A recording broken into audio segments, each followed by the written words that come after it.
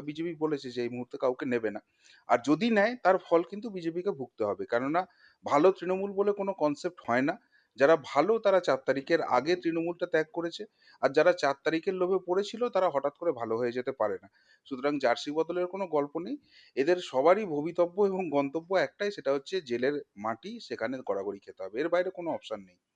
দাদা, এই যে তুমি এক্ষুনি বললেই যে অভিষেক বন্দ্যোপাধ্যায় কেন এখনো জেলের বাইরে আছে, এই প্রশ্নটা তো উঠছে। তার বাড়ি অবৈধ, পুরসভা থেকে নোটিশ যাচ্ছে, সেটা ছিঁড়ে ফেলা হচ্ছে, তারপরও তার বিরুদ্ধে কেন পদক্ষেপ হচ্ছে না?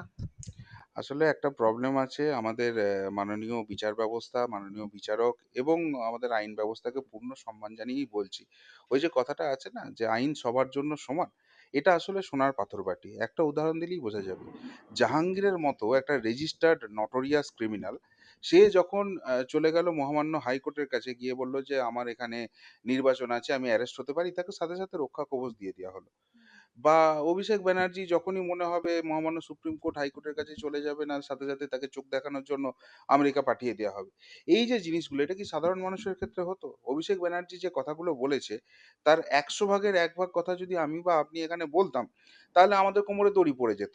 এটা হচ্ছে না, এখানেই তো প্রশ্ন উঠছে। এবং ভারতীয় আইন ব্যবস্থার উপর পূর্ণ সম্মান রেখেই আবার বলছি, সেই সম্মানের জায়গাটা ভারতীয় আইন ব্যবস্থাকে ফিরিয়ে আনতে হবে, এবং সেটা যত শীঘ্র সম্ভব। এই মমতা, অভিষেকের মতো নটোরিয়াস ক্রিমিনালদের জেলে পুরিয়ে মানুষের আস্থাটা ফিরিয়ে আনার দরকার আছে।